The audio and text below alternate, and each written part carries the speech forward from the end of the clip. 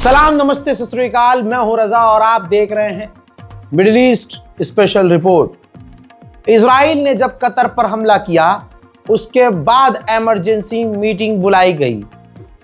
अरब emergency यानी अरब Islamic emergency meeting या summit. इस मीटिंग में तमाम मुस्लिम देश और अरब देश शामिल हुए। इसमें जो चीज़ें हुई हैं वो मैं आपको सिंपल और आसान भाषा में बता दूं, क्योंकि तमाम मुसलमानों की इस पर नज़र थी कि इतने बड़े आतंकी हमले के बाद अरब क्या डिस्कस करते हैं। तो पॉइंट टू पॉइंट आपको समझा देता हूं। सबसे पहले इन तमाम मुस्लिम देशों ने सीधा सीधा इजराइल के हमले को कायराना हमला करार दिया और आतंकी हमला कहा और इसकी निंदा की, विरोध किया कि ये सरासर गलत किया इजराइल ने।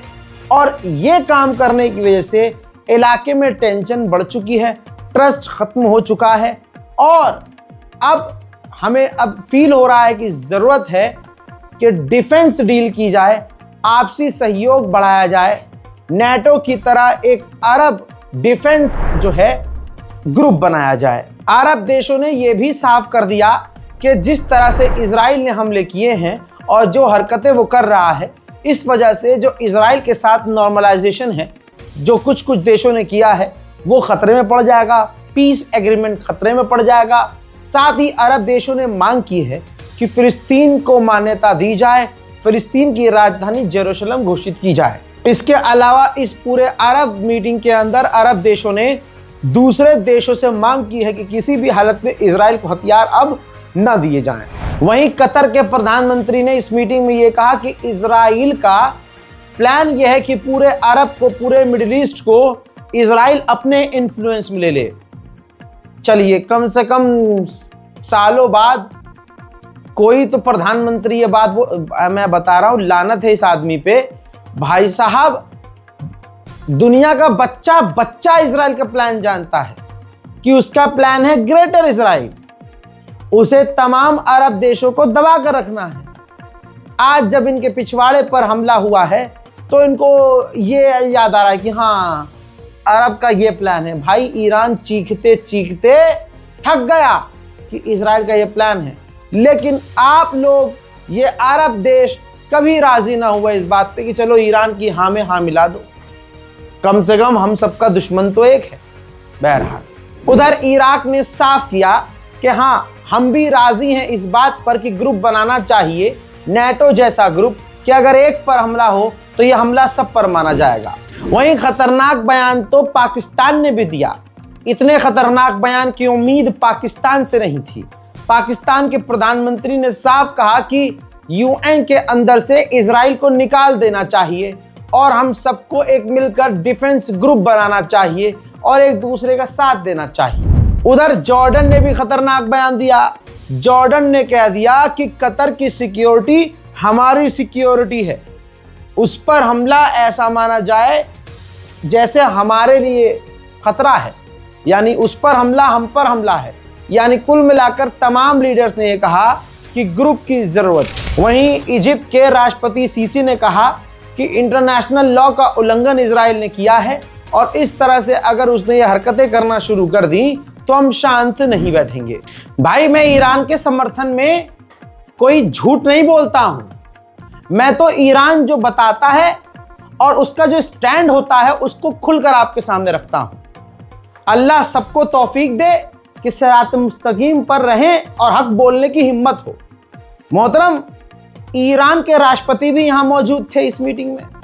ईरान के राष्ट्रपति ने अपना कलाम शुरू किया अल्लाह के नाम से और पैगंबर खुदा के कौल से, आयत से, हदीस से, और कहा कि हमें वही करना चाहिए जो हमें हुक्म है कि तमाम भाइयों को एक साथ खड़े होना चाहिए, हैंड इन हैंड खड़े होना चाहिए। जब तक हम एक साथ खड़े नहीं होंगे इसका हल नहीं है। हमें एक भाई की तरह एक दूसरे का साथ देना होगा, यूनाइट होना होगा। सुनिए। We should also reinforce our unity and solidarity to stand up to this Zionist entity. This entity is launching attacks against all our countries, and no Arab or Muslim state is not reeling under the likelihood of future attacks by Israel. उधर इसके बाद जो सख्त तरीन बयान आया है इस मीटिंग से वो तुर्की का है। रजब तैयब अर्दोगान भी यहां पर मौजूद थे और रजब तैयब अर्दोगान ने कहा कि इजराइल गाजा के अंदर जो जेनोसाइड कर रहा है ये बदतरीन है और इजराइल को सख्त और उसके जो ऑफिशियल्स हैं उनको हमें सबक सिखाना चाहिए।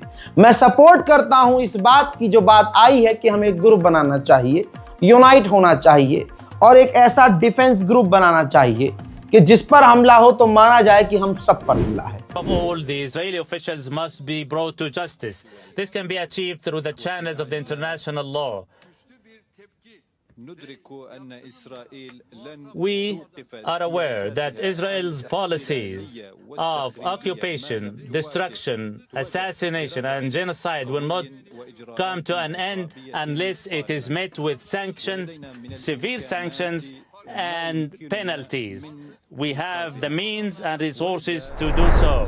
अर्दोगान ने बहुत क्लियर शब्दों में यह भी कहा कि इजराइल के बहुत सारे नेता ग्रेटर इजराइल का ख्वाब देखते हैं और वो सीरिया के भी कई टुकड़े करना चाहते हैं। उधर कतर के अमीर ने इस मीटिंग में कहा कि इजराइल ने ये कायराना आतंकी हमला हम पर किया है, जबकि हम मीडिएशन करवा रहे थे, लेकिन इस आतंकी हमले के बावजूद हम मीडिएशन हमास और इजराइल के बीच करवाते रहेंगे। تفاجأ مواطنو هذا البلد الآمن ومقيموه وصدم معهم العالم كله، ليس لأن هذا العدوان انتهاك سافر وخطير لسيادة دولة ودوس على المواثيق والأعراف الدولية فحسب، بل أيضا بسبب الظروف الخاصة المحيطة بهذا العمل الإرهابي الجبان.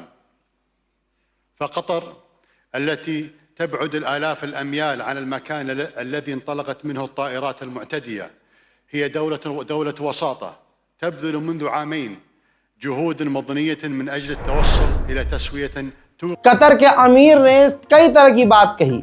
उन्होंने कहा कि इजराइल ने जो ऑफर दिया था उसी ऑफर पर हमास डिस्कशन कर रहा था, तब इजराइल ने हमला किया और अगर इजराइल को डील नहीं करनी तो वो ऑफर क्यों कर रहा है? यानी सीधी बात, इजराइल डील करना ही नहीं चाह रहा है, वो दोगलापंती कर रहा है। वहीं उधर देखिए इस मीटिंग का सारांश आपने सुन लिया। अब मेरा इस मीटिंग के अंदर जो नज़रिया था कि ऐसा होना चाहिए वैसा नहीं हुआ, कोई बड़ा स्टेप नहीं लिया गया। माजरत के साथ अगर किसी को बुरा लग रहा है, क्योंकि ये तमाम मुस्लिम देशों की मीटिंग थी, मैं इसके मीटिंग के जो रिजल्ट्स हैं मैं उससे सेटिस्फाई नहीं हूँ। मैं किसी भी अरब देश के बयान से खुश नहीं हूँ, क्योंकि बयानबाजी, मुझे ईरान के भी बयान से कोई फ़र्क नहीं पड़ा, मुझे इजिप्ट के भी बयान से कोई फ़र्क नहीं पड़ा, मुझे तुर्की का भी बयान सिर्फ बयानबाजी लगी, क्योंकि किसी ने कोई अमल नहीं किया। सिर्फ जैसे ईरान ने बोला था कि सिर्फ ज़बानी बातें ज़रूरी नहीं है, हमें अमल करना होगा, वही बात है, अमल किसने किया? सिर्फ सब आए, फ़ोटो खिंचवाया, बड़ी बड़ी बातें की, बढ़िया खाना खाया, अपने प्राइवेट जेट में बैठकर अपने अपने मुल्क दफान हो लिए। समझ में आ रही है बात? तो मुझे उम्मीद थी कि सब मिलकर कोई ऐसा एग्रीमेंट साइन करेंगे जिससे इजराइल का पूरी तरह से बाइकआउट होगा, इजराइल को उड़ने वाली और इजराइल से आने वाली फ़्लाइट्स को पूरी तरह से बंद किया जाएगा। मैं एक टुच्चा सा इंसान हूँ भाई, मेरी क्या ही औकात है, लेकिन इतना मुझे पता है कि अगर इजराइल का बाइकआउट करना था तो ये तमाम अरब देश उस मीटिंग में ही सिर्फ फैसले ले लेते, इधर फैसले लेते, एग्रीमेंट पर साइन करते, उधर इजराइल खून के आंसू रो देता, इधर अमेरिका हक देता, 3-4 फैसले ले लेते कि जो भी इजराइल से फ्लाइट आती हैं हम तमाम मुस्लिम देशों में नहीं आएंगी, ना कोई इजराइल के लिए फ़्लाइट उड़ेगी हमारे यहाँ से। हम जो सामान, खाना, पानी, अनाज एक्सपोर्ट करते हैं इजराइल और जो प्रोडक्ट्स इंपोर्ट करते हैं इजरायली अरब देश, हम मुस्लिम देश, हम ये सब बंद कर देंगे। भाई आपका दिल समझ जाएगा, समझ गया होगा कि इजराइल कुछ ही घंटे में पैंट उतारकर सीधा हाथ खड़े हो जाता कि भाई साहब माफ कर दो। लेकिन ये सब दोगले हैं, पता नहीं क्यों मुझे दोगलापंती लगती है ये। भाई 2 साल से नरसंहार कर रहा है और हाल ये हो गया है कि अब वो आजू बाजू के देशों पर हमला कर रहा है। तुम मीटिंग करते हो, फोटो खिंचवाते हो, बकचोदी करते हो और घर चले जाते हो। उधर देखिए, जब लोगों ने और पत्रकारों ने नेतन्याहू से पूछा कि क्या आप विदेशों में हमास के लीडरों पर अटैक अभी भी करेंगे, तो भाई नेतन्याहू ने मना नहीं किया, कहा कि ये प्लान हमने अभी ख़त्म नहीं किया है। यानी कुल मिला के अभी भी विदेशों में, यानी खासकर कतर के दोहा में और दूसरे इलाकों में, दूसरे देशों में अभी भी इजराइल हमला करेगा। देखिए और सुनिए, समझिए।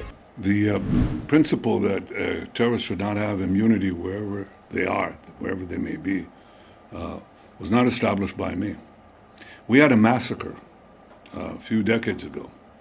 It's called the Munich Massacre, in which PLO terrorists murdered our athletes to the Olympic Games. And my predecessor, Golda Meir, vowed that we shall track down these terrorists and get them one by one, which is what we proceeded to do in the leading European countries. And we did this one by one by one.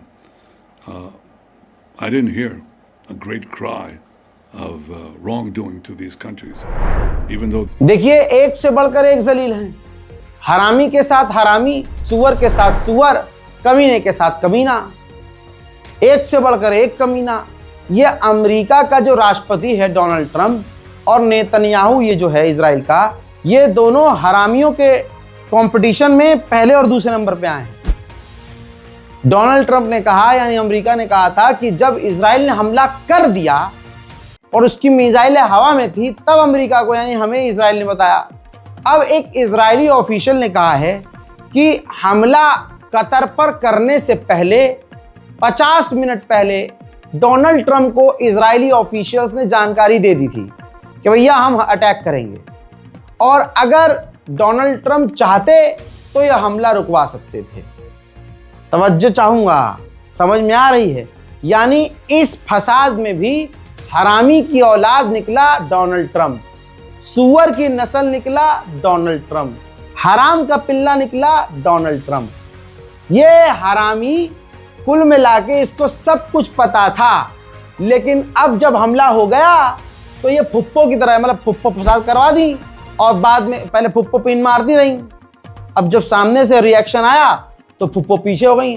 बेटा हम तो नहीं थे, हमें तो अल्लाह हमें तो पता ही नहीं था बेटा, कसम से हमें नहीं, मैं तो इसे समझाने गई थी, यहाँ देखो क्या कर दिया इसने, मेरा मतलब ये थोड़ी था कत्ल ही कर दे, पता अल्लाह मैं क्या करूँ, ऐसी होती है ना भाई फुप्पो है। अब बताओ, ये मतलब ट्रंप कह रहा है हमें पता ही नहीं था, जब हवा में मिसाइलें थी कतर पर पहुंचने लगी, गिरने लगी, तब हमें इजराइल ने बताया। इजरायली ऑफिशियल कह रहा है भाई 50 मिनट पहले बता दिया था, अगर ट्रंप चाहता तो ये हमला रुकवा सकता था। और यही तमाम दोगले अरब देश, तमाम ये अरब देशों के जो बादशाह हैं, ये इतने हरामी हैं, इतने नकली हैं, इतने गद्दार हैं कि डोनाल्ड ट्रंप को बुलाकर उसके बाद तलवार पकड़कर अरबी जो है ट्रेडिशनल डांस करते हैं। अपनी औरतें जो हैं, जो बैली डांस करती हैं, उनको बाल खोल के नचाते हैं, नाचो नाचो, इस्लाम से जुड़ा हुआ तुम्हारा नाम है और इस अंग्रेज के आगे नाचो। भरी पड़ी ये वीडियो यार, यूट्यूब पर जाइए देखिए, पूरा इस्लाम इन अरबियों ने तो खराब किया है। वहीं अमेरिका का विदेश मंत्री इस वक्त इजराइल है, इसके बाद वो कतर जाएगा। यानी अरब की मीटिंग के बाद अरब सारे इकट्ठा हुए, मुस्लिम सारे इकट्ठे हुए, उनका जो भी प्लान है सबको पानी फेरने के लिए अमेरिका ने अपना विदेश मंत्री छोड़ दिया मार्केट में। अब कतर ने जो भी प्लान किया होगा, ये जाएगा अमेरिका का विदेश मंत्री, 2 बार सर पे हाथ फेरेगा और जेब खोल के कुछ डाल देगा, पैसा वैसा, डिफेंस सिस्टम डाल देगा, थोड़ा हथियार डाल देगा। कतर खुश खामोश, चलो। वहीं कतर के अंदर की कुछ खास तस्वीरें आई हैं। कतर में जो ये मीटिंग हुई थी अरब देशों की, इसमें अरब की मीटिंग के अंदर मोहम्मद बिन सलमान से ईरान के प्रेसिडेंट ने मुलाकात की है। ये मीटिंग काफ़ी ख़ास रही है, कई तरह की बातें हुई हैं, लेकिन इनकी जो अरब की और ईरान की जो बात हुई है मोहम्मद बिन सलमान और ईरान के बीच, इनकी बातें अभी खुलकर सामने नहीं आई है। इसके अलावा तमाम अरब देशों ने आपस में बोला, मतलब ये तो गेट टुगेदर है भाई, मीटिंग गई तेल लेने। यहाँ तो फुल मस्ती हो रही थी भाई, फुल पिकनिक थी। कमाल की बात यह है कि इस मीटिंग में ये भी नाजायज औलाद भी था, ये सीरिया का राष्ट्रपति जोलानी। इससे फिलिस्तीन के राष्ट्रपति ऐसे जाके मिले हैं जैसे इनकी मामू का बेटा, जबकि जोलानी एक गद्दार है। याद रखिएगा, जिन लोगों को मेरी बात बुरी लग रही है आप मुझे गाली बाद में दे लीजिएगा, चलिए अभी दे लीजिए, बस एक आध साल रुक जाइए, जोलानी का भी खेल सामने आएगा।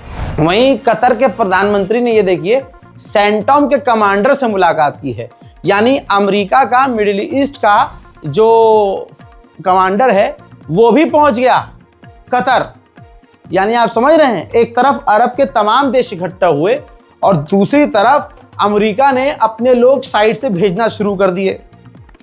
मैं लिख के दे रहा हूं, कतर हो, कोई अरब देश हो, कोई इजराइल के खिलाफ एग्रीमेंट नहीं करेगा, कोई अमेरिका के खिलाफ कोई एक्शन नहीं लेगा। सिर्फ आप ये बकचोदी आपने सुन ली, माजरत के साथ दिल मेरा दुखा हुआ है, मुंह से इस तरह की बातें निकल रही हैं, माफ कीजिएगा। ये सिर्फ दिखावा है, पर देखते जाइए आप। सोचिए, तमाम अरब देशों ने, मुस्लिम देशों ने मीटिंग करी। अब कहने का मतलब यह है कि प्रधानमंत्री जो नेतन्याहू हैं इजराइल के, खामोश होना चाहिए था कि ये मामला गरमा रहा है। तीसरी बार धमकी दे दी उसने, कहा कि तुम भाग सकते हो, तुम छुप सकते हो, तुम गायब हो, लेकिन हम तुम तक पहुंचेंगे और तुम्हें मारेंगे। लो। Well, I don't accept the premise in your question, which is that Hamas, that the raid failed. Didn't fail because it had one central message, and we considered it before we launched it. And that is, you can hide, you can run, but we'll get you. You can, and this is important. I mean, terrorists they think they enjoy immunity, they'll do it again and again and again. And if you deny them that immunity, they'll think twice. बढ़िया काम तो भाई Qatar Airways ने किया है, दिल खुश हो गया। कतर एयरवेज ने ये देखिए अपने मैप से जो उनके एयरक्राफ्ट में, जहाज में जो इजराइल नजर आता था, वो इजराइल हटाकर फिलिस्तीनियन टेरिटरीज लिख दिया है। अगर सिर्फ यही कदम तमाम अरब देश उठा लें तो भाई कितना मजा आएगा। मैं तमाम मुसलमानों से पूछना चाहता हूं, बताइए, जो कतर एयरवेज है, अगर ऐसा ही कदम सभी मुस्लिम देश उठाएं कि अपने अपने मैप से इजराइल मिटाकर फिलिस्तीनियन टेरिटरीज डाल दें, कितना अच्छा होगा। इजरायली एक्सपर्ट ने क्या रिपोर्ट जारी की है बताऊं? इजराइल ने कहा कि कल तक जो ये मकसद था कि एक पूरा अरब ग्रुप या मिडिल ईस्ट में कोई ऐसा ग्रुप होना चाहिए जो सारा ग्रुप ईरान के खिलाफ हो, इजराइल ने कतर पर हमला करके ये उल्टा कर दिया है। अब अरब देश डिफेंस डील की तरफ जा रहे हैं, डिफेंस ग्रुप की तरफ जा रहे हैं, आपस में एक दूसरे का हाथ थाम रहे हैं। जो इजराइल, जो हम ये सोच रहे थे कि ईरान के खिलाफ ये ग्रुप बनेगा, आज वो ग्रुप इजराइल के खिलाफ एंटी इजरायली ग्रुप बन रहा है, जो इजराइल के भविष्य के लिए खतरनाक है। उधर इजराइल के प्रधानमंत्री ने कहा कि हमने कतर के अंदर हमला किया, ये हमला फेल नहीं हुआ। उसको सफाई इसलिए देनी पड़ रही है क्योंकि हमला पूरी तरह से फेल हुआ। हमास के टॉप लीडर तो नहीं मारे गए, 4 लोग मारे गए, वो बहुत बड़े लेवल के कमांडर नहीं थे। तो नेतन्याहू ने कहा कि देखिए, हमने जो हमला किया वो कामयाब था क्योंकि हमारा मकसद था हमास तक ये मैसेज पहुंचाना कि तुम जहां भी होगे हम वहां तक पहुंच सकते हैं। और ये भी सफाई दी, क्योंकि इजराइल का डंडा होगा, सफाई ये दी कि ये जो हमला हमने किया है इसकी पूरी जिम्मेदारी हमारी है, इसमें और किसी का साथ नहीं था और हमने ये पूरी खुद की जिम्मेदारी और खुद की ताकत से ही हमला किया है। यानी एक तो चोरी ऊपर से जिनादोरी, यानी कुल्लम कुल्ला एक्सेप्ट कर रहा है, दादागिरी आप देख रहे हैं। इसके बावजूद अरब देश अगर इजराइल के खिलाफ अग्रीमेंट नहीं कर रहे हैं तो लानत है इन अरब देशों के बादशाहों पर। वहीं इसके बाद हमास को समर्थन मिलने लगा है। कतर और इजिप्ट ऑफिशियली अब हमास की रक्षा कर रहे हैं। कतर और इजिप्ट ने हमास को अलर्ट किया है कि आप फोन न उठाइए, इलेक्ट्रॉनिक डिवाइस से दूर रहिए, बाहर मत निकलिए, आना जाना मूवमेंट को कम कीजिए क्योंकि आप निशाने पर हैं। वहीं कतर ने अब अपने फाइटर जेट ओमान भेज दिए हैं मिलिट्री ड्रिल के लिए और एयर एक्सरसाइज के लिए। अब डोनाल्ड ट्रंप से पत्रकार ने पूछा कि आप इजराइल को क्या कहोगे, उसने ये कांड कर दिया कतर पर हमला करके। तो डोनाल्ड ट्रंप ने कहा कि मैं इजराइल से यही कहूंगा कि थोड़ा सा संभल जाओ, अलर्ट हो जाओ, तुम्हें हमास का जो करना है वो करो, लेकिन कतर हमारा बेस्ट एलाई है यार, हमारा साथी है। सुनिए इस वीडियो को, देखिए और शेयर कीजिए। My message is this: they have to be very, very careful. They have to do something about Hamas. But Qatar has been a great ally to the United States. A lot of people don't know that. I told the Emir, who I think is a wonderful person, actually, I said, you need better public relations because you don't really get the public relations. I mean, people talk of it so badly, and they shouldn't be. Qatar's been a very great ally. So Israel and everybody else, we have to be careful. When we attack people, we have to be careful. चीजें समझ में आ रही होंगी, मुझे यकीन है कि आपको समझ में आ जाएगा। और मैं फिर से आ रहा हूं थोड़ी ही देर में बड़ी और जानकारियों के साथ। बहुत खबरें हैं, इस रिपोर्ट को शेयर कीजिए। ये वीडियो ज्यादा लंबा ना हो जाए कि आपको देखने में तकलीफ ना हो, इस वजह से इस वीडियो को यहां हम रोक रहे हैं। और इंतजार कीजिए हमारे अगले अपडेट का, बहुत जल्द दूसरा अपडेट जो है मिडिल ईस्ट का मैं आपको देने वाला हूं। चैनल को सब्सक्राइब कीजिए। मैं हूं रजा और आप देख रहे थे रजाग्राफी अनस्क्रिप्टेड। जय हिंद।